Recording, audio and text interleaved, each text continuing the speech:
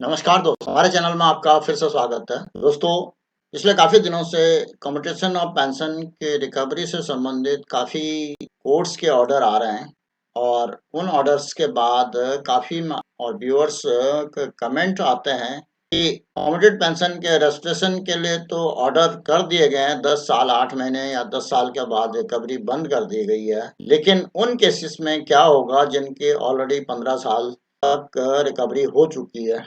क्या उसको उनको रिफंड मिलेगा? इस संबंध में एक इम्पोर्टेंट जजमेंट आया जयपुर कैट का। उस जजमेंट के बारे में यहाँ पर चर्चा करूँगा। दोस्तों, मेरे इस चैनल के द्वारा मैं फाइनेंशियल लिटरेसी से संबंधित, बैंक से संबंधित, बैंक पेंशन से संबंधित, गवर्नमेंट की स्कीम के बारे में ज़्यादातर वीडियो बनाता रहता हूँ और काफ़ी लोग इसको पसंद भी कर रहे हैं। लेकिन अभी तक सब्सक्राइब काफ़ी कम लोग कर रहे हैं। मेरा आप लोगों से निवेदन है कि जब कभी भी आप ये वीडियो देखें और आपको पसंद आए तो उसको लाइक, अपने दोस्तों में शेयर तो करें ही, साथ ही कोई और जानकारी चाहिए हो तो उसके लिए कमेंट भी करें। लेकिन चैनल को सब्सक्राइब अवश्य कर दें, साथ ही बेल आइकन दबाना ना भूलें ताकि आपके पास नए-नए वीडियो के जल्द नोटिफिकेशन पहुंच जाए। दोस्तों, आइए वीडियो शुरू किया जाए। दोस्तों, जब 31 मई 2024 को पहला ऑर्डर आया था बैंक कर्मचारियों के कम्यूटेशन पेंशन की रिकवरी को रोकने के लिए, तो उसके बाद से ही कमेंट आ रहे थे कि क्या जिन लोगों के पहले से ही डिडक्शन 15 साल तक हो चुकी है, उनके केस में क्या रिफंड होगा? तो दोस्तों, इस सवाल का जवाब अब 25 जुलाई 2024 को सेंट्रल एडमिनिस्ट्रेटिव ट्रिब्यूनल कैट, जिसको कहा जाता है, जयपुर द्वारा एक ऑर्डर किया गया है। हालांकि ये ऑर्डर बैंक से संबंधित नहीं है बल्कि नॉर्थ वेस्टर्न रेलवे जयपुर का है और इस केस में कैट जयपुर द्वारा न केवल 10 साल 8 महीने के बाद कम्यूटेशन अमाउंट की रिकवरी के लिए रोक लगाने का आदेश किया, बल्कि उसके साथ 2 और आदेश किए। उनमें से जो दूसरा ऑर्डर है वो यह है कि अगर जिन लोगों की रिकवरी 15 साल तक हो चुकी है, उन लोगों को 10 साल 8 महीने के बाद जितनी रिकवरी हुई है उतना अमाउंट वापस कर दिया जाए, रिफंड कर दिया जाए। अब दोस्तों, इसमें सवाल ये उठता है कि इसमें कब से ये लागू होगा? इसमें लगभग जो 15 साल का पीरियड है वो 2009 में जो रिटायर हुए होंगे, जिनकी कम्यूटेशन पेंशन की रिकवरी 2009 से शुरू हुई है, तो तब तक के केसेस को कवर किया जाएगा। अब इसमें प्रश्न ये उठता है कि किस डेट से रिफंड लोगों को दिया जाएगा? अभी जो फिलहाल कैट द्वारा जो प्रोविजन किया गया है उसमें 2009 में जो लोग रिटायर हुए होंगे उसके बाद के लोगों को ही कवर किया गया है। हालांकि इस संबंध में अगर दूसरे कोर्ट्स में रिट फाइल की जाएंगी तो डिफरेंट डिसीजन हो सकते हैं और उसकी जो स्टार्ट की डेट है उसको और पीछे भी ले जाया जा सकता है। मेरा ये मानना है कि 2002 से इस डिसीजन को लागू किया जाना चाहिए ताकि इसका मैक्सिमम लोगों को उसका लाभ मिल पाए।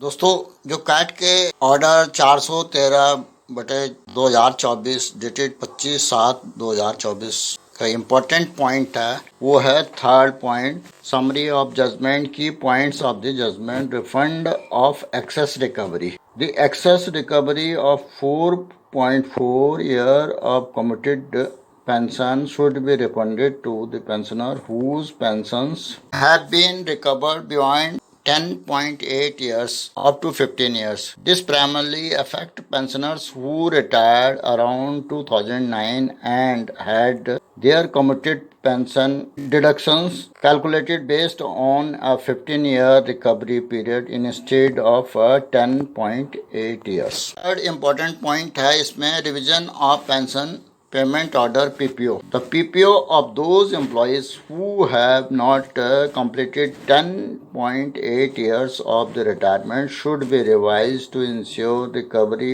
only up to 10.8 years rather than 15 years.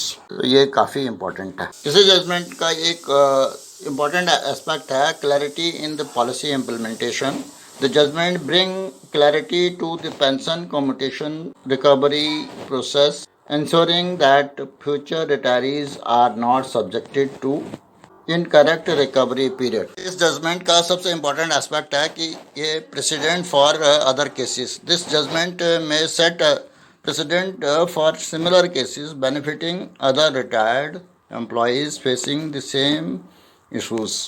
इसमें इसका बेनिफिट लेने के लिए जो बैंक के यूनियंस हैं या बैंक के रिटायरीज की यूनियंस हैं, उनको बैंक से या गवर्नमेंट से टेकअप करना पड़ेगा, अन्यथा इसको जो कोर्ट केसेस चल रहे हैं उसी में जो आर्गूमेंट के दौरान इसको भी साइड किया जा सकता है और इसके बेनिफिट के लिए भी रिक्वेस्ट किया जा सकता है। ये काफ़ी इम्पोर्टेंट है क्योंकि इस रिफंड के बारे में न तो हरियाणा और पंजाब सरकार के कर्मचारियों ने कोई क्लेम किया था और न ही उनके उस इंटरिम ऑर्डर में ऐसा कोई डिसीजन है।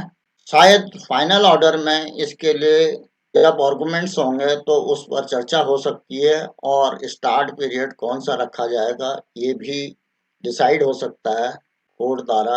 लेकिन जो अभी तक बैंक और गवर्नमेंट के जितने भी ऑर्डर हुए हैं रेस्टोरेशन के लिए कोर्ट द्वारा जहां पर भी ऑर्डर किए गए हैं वहां पर केवल रिकवरी पर स्टे दिया गया है और रिफंड के बारे में कोई चर्चा नहीं की गई।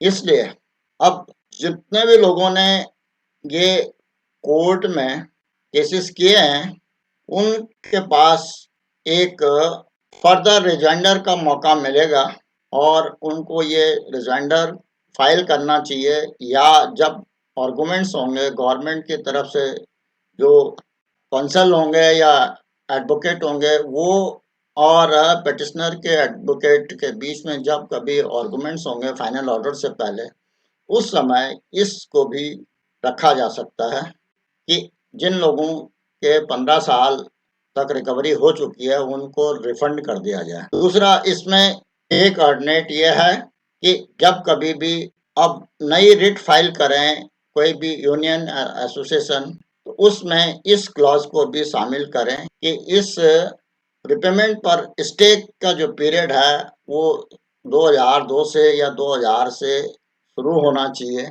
और इस दौरान जिन लोगों का भी 15 साल तक रिकवरी हो चुकी थी उन लोगों को जो 10 साल से ज़्यादा एक्सेस रिकवरी हुई है उसको रिफंड कर दिया जाए। दोस्तों आशा है कि इस वीडियो के माध्यम से आपके सवालों के जवाब मिल गए होंगे और आपको इस वीडियो में दी गई जानकारी से लाभ होगा। साथ ही आपको ये पसंद भी आई होगी। अगर ये पसंद आई तो इसको लाइक करें, साथ ही अपने दोस्तों में शेयर भी करें और कोई जानकारी चाहिए तो उसके लिए कमेंट अवश्य करें। फाइनेंशियल लिटरेसी से संबंधित, बैंक से संबंधित, बैंक पेंशन से संबंधित, गवर्नमेंट की स्कीम के बारे में या इन्वेस्टमेंट प्लानिंग के बारे में या साइबर अवेयरनेस के बारे में जानने के लिए इस चैनल को सब्सक्राइब करें अगर आपने अभी तक सब्सक्राइब नहीं किया। नए नए वीडियो के जल्द नोटिफिकेशन के लिए बेल आइकन दबाना न भूलें। वीडियो को अंत तक देखने के लिए धन्यवाद। जय हिंद, वंदे मातरम।